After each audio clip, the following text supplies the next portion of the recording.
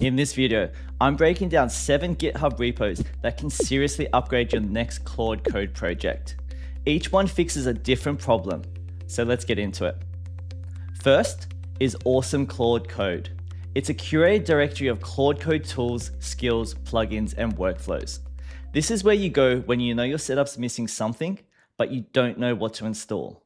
Say Claude keeps forgetting key decisions. You can search the directory from memory tools instead of digging through GitHub from scratch. There is nothing to install here. It is simply a useful starting point for finding other projects. Next is Anthropic Skills. This repo helps stop your Claude-MD file from turning into one giant list of instructions.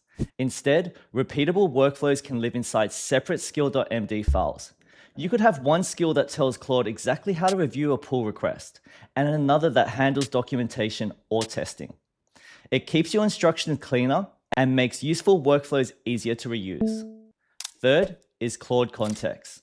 This adds semantic search to your codebase through MCP.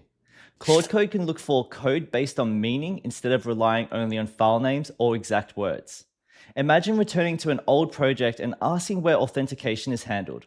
Claude can now surface the relevant files even when you cannot remember what they are called. It is best suited for large or unfamiliar repos. The trade-off, though, is a setup with embeddings and a Milvus vector database. Fourth is Everything Claude Code. Its README claims 38 agents and 156 skills, along with rules, hooks, and commands. The main benefit is having a large library of pre-built development patterns to choose from. You might pull out one planning agent or a useful testing rule without taking the entire setup. Installing everything can create duplicated instructions and unnecessary complexity. So treat it like a parts store rather than a package you install all at once. Fifth is Claude Code Action. This brings Claude into GitHub issues and pull requests. Instead of starting every task from your local terminal, you can begin the work inside of GitHub. Tag Claude on a bug report and it can investigate the issue and prepare a proposed fix for review. That keeps the task, code changes, and discussion all in one place. It makes the most sense when GitHub already runs your development workflow. 6 is Claude-Mem. This gives Claude searchable memory across separate coding sessions. It helps when you close a session and return later without wanting to explain the entire project again. You might reopen the project 2 days later and have Claude recover why you chose a particular database structure.